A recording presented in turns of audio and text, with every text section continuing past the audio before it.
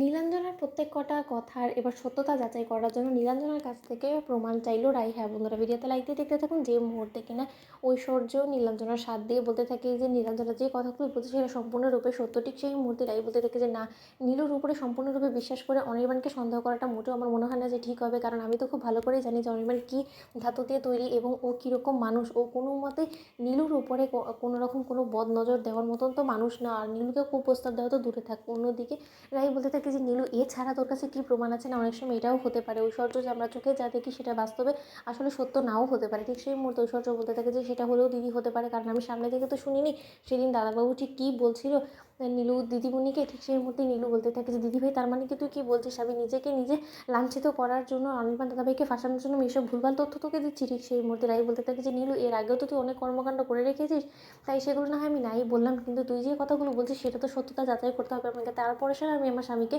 সন্দেহ করব, ওকে প্রশ্ন করব, তাই না?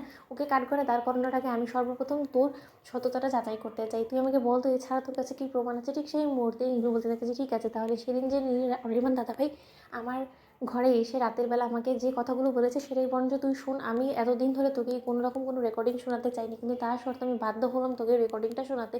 তাহলে তুই শোন। অন্যদিকে নীলাঞ্জনার ফোনের রেকর্ডিংটা প্লে করে দেওয়া মাত্রই অনির্বাণের মুখ থেকে যখন রাই শুনতে পায় যে অনির্বাণ বলতে থাকে নীলুকে যে জানো তো নীলু, আমার মনের মধ্যে না একটা অনুশোচনা বোধ কাজ করছে, আমার রীতিমতো বিবেকে বাধছে। আমি রীতিমতো নিজের পায়ে নিজে কুড়াল মেরেছি। কেন যে আমি দিনের পর দিন শুধুমাত্র তোমাকে ভুল বুঝে গিয়েছি, যেখানে কিনা আমার একবার হলেও নিজের বিবেকের কাছে প্রশ্ন করা উচিত ছিল যে কেন তুমি শুধু শুধু রাইয়ের উপরে প্রতিশোধ নেওয়ার জন্য উঠে পড়ে লেগেছো। কারণ সত্যিই তো রাই তো সত্যিই তোমার জীবনে একটা সর্বনাশ করেছে। ও সূর্যে কে তোমার কাছ থেকে কেড়ে নিয়েছে, আর তারই প্রতিশোধ হিসেবে তুমি যদি রাইয়ের ক্ষতি করার চেষ্টা করে থাকো তাতে তো তুমি কোনো কিছু ভুল করোনি।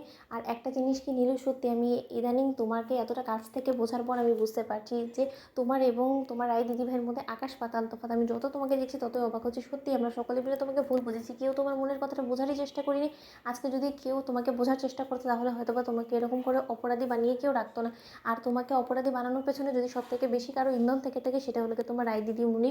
আর সেই জিনিসটা কেউ নাকচ করতে পারবে না, কারণ আমি তো সচোখে দেখেছি যে দিনের পর দিন তুমি একের পর এক প্রতিশোধ নেওয়ার চেষ্টা করছো, আর ততবারই রাই তোমার বিরুদ্ধে গোটা পরিবারকে উস্কে দেওয়ার চেষ্টা করছে। আসলে রাই সকলকে নিজের ইশারায় নাচাতে চায়, আর ওর ক্যারেক্টারটাই এরকম। অন্যদিকে নীলু বলতে থাকে যে অনির্বাণদা থাক না, তুমি রাই দিদিভাইয়ের বদনাম কেন করছো আমার কাছে বলো তো? হাজারো ও তো আমার দিদি ভাই হয়, তাই না?